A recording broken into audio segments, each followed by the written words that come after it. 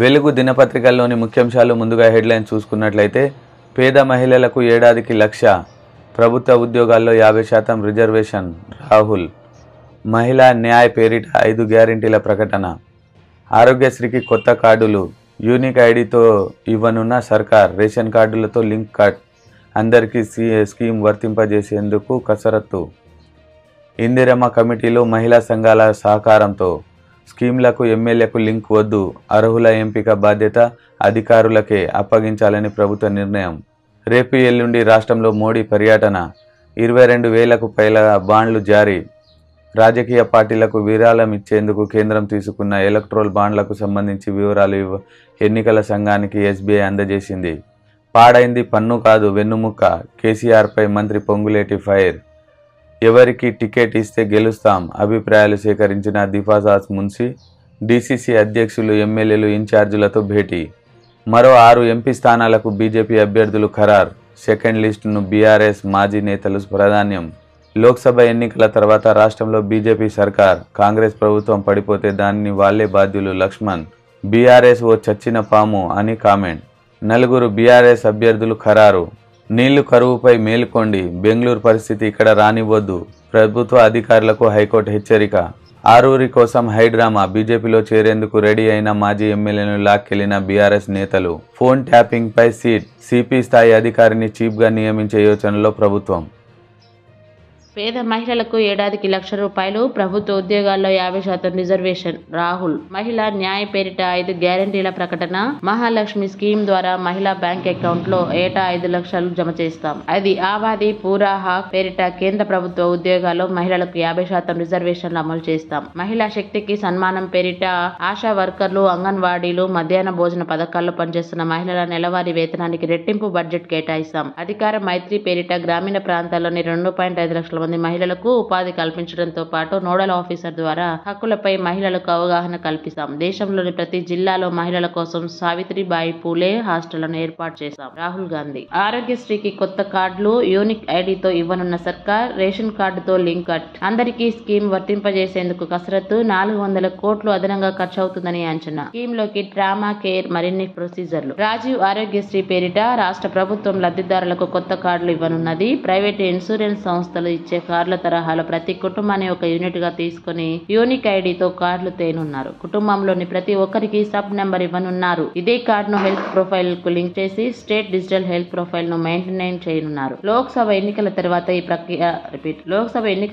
ఈ ప్రక్రియ ప్రారంభమయ్యే అవకాశం ఉన్నది, తెల్ల రేషన్ కార్డును ఇన్నాళ్ళు ప్రాతిపదికగా తీసుకుని స్కీమ్ అమలు చేశారు, ఇకపై ఆరోగ్యశ్రీకి రేషన్ కార్డుకు లింక్ పెట్టకూడదని ప్రభుత్వం నిర్ణయించింది, ఈ నిర్ణయానికి కేబినెట్ కూడా ఆమోదం తెలిపింది, ఈ నేపథ్యంలో స్కీమ్ లో లబ్ధిదారులను గుర్తించడం ఎలా అన్న దానిపై అధికారులు కసరత్తు చేస్తున్నారు, రేషన్ కార్డు ఆర్థిక స్థితితో సంబంధం లేకుండా అందరికీ స్కీమ్ ను వర్తింపజేసేందుకు ఆలోచన చేస్తున్నారు, ప్రస్తుతం ఏటా ఆరోగ్యశ్రీకి 1,100 కోట్లు ఖర్చు అవుతున్నాయి, ఇందిరమ్మ కమిటీలు, మహిళా సంఘాల సహకారంతో ఇందిరమ్మ ఇండ్లు, పింఛన్లు, 500 రూపాయలకే సిలిండర్, 200 యూనిట్ల ఫ్రీ కరెంట్, యువ వికాసం సహా ఏ పథకమైనా పేదలకు అందించే బాధ్యతను ఇందిరమ్మ కమిటీలకు అప్పగించాలని ప్రభుత్వం భావిస్తుంది, ఈ కమిటీలు క్షేత్రస్థాయిలో అధికారులతో పనిచేసి అర్హులను గుర్తించేందుకు సహకరిస్తాయని అనుకుంటున్నది, ఈ కమిటీల ఏర్పాటుపై ప్రభుత్వం త్వరలోనే నిర్ణయం తీసుకోనుంది, ఇక మహిళా సంఘాలను అన్ని రకాలుగా యాక్టివేట్ చేస్తున్న ప్రభుత్వం పథకాల అమలులోనూ వారిని భాగస్వామ్యం చేయాలని నిర్ణయించింది, స్కీమ్లకు ఎమ్మెల్యేలకు లింక్ వద్దు, అర్హుల ఎంపిక బాధ్యత అధికారులకే అప్పగించాలని ప్రభుత్వ నిర్ణయం, ప్రజాపాలన అప్లికేషన్లు, రేషన్ కార్డులే ప్రామాణికంగా లబ్ధిదారుల ఎంపిక, పథకాల అమలుకు క్షేత్రస్థాయిలో ఇందిరమ్మ కమిటీలు, మహిళా సంఘాల భాగస్వామ్యం, గత బీఆర్ఎస్ ప్రభుత్వంలో అర్హుల ఎంపిక బాధ్యత ఎమ్మెల్యేలకు అప్పగించడంతో వ్యతిరేకత, రేపు ఎల్లుండి రాష్ట్రంలో మోదీ పర్యటన, రాష్ట్రంలో ప్రధాని నరేంద్ర మోదీ 2 రోజులు పర్యటించనున్నారు, శుక్రవారం మల్కాజ్గిరిలో రోడ్ షో నిర్వహణకు బీజేపీ నేతలు ప్లాన్ చేశారు, 16న నాగర్ కర్నూల్లో మోదీ బహిరంగ సభను ఏర్పాటు చేశారు, 22,000కు పైగా బాండ్లు జారీ, రాజకీయ పార్టీలకు విరాళం ఇచ్చేందుకు కేంద్రం తీసుకొచ్చిన ఎలక్టోరల్ బాండ్లకు సంబంధించి వివరాలను ఎన్నికల సంఘానికి ఎస్బీఐ అందజేసింది, 2019 ఏప్రిల్ 1 నుంచి 2024 ఫిబ్రవరి 15 వరకు 22,200 317 బాండ్లు జారీ చేశామని పేర్కొంది. అమెరికా సైన్యం కల్పించుకుంటే అణు యుద్ధమే. యుక్రెయిన్ కు మద్దతుగా అమెరికా తన సైన్యాన్ని పంపితే అణు యుద్ధం తప్పదని రష్యా అధ్యక్షుడు పుతిన్ పశ్చిమ దేశాలను హెచ్చరించారు. ఆ కారణంగా ఉక్రెయిన్ పై అణ్వాయుధాలు ప్రయోగించాలని తాము అనుకోవడం లేదన్నారు. లోక్సభ ఎన్నికల తర్వాత రాష్ట్రంలో బీజేపీ సర్కార్, కాంగ్రెస్ ప్రభుత్వం పడిపోతే దానికి వాళ్లే బాధ్యులు. లక్ష్మణ్. బీఆర్ఎస్ ఓ చచ్చిన పాము అని కామెంట్. పాడైంది పన్ను కాదు వెన్నుముక్క. కేసీఆర్ పై మంత్రి పొంగులేటి ఫైర్. కేసీఆర్ అవినీతి జబ్బు మేడిగడ్డకే కాదు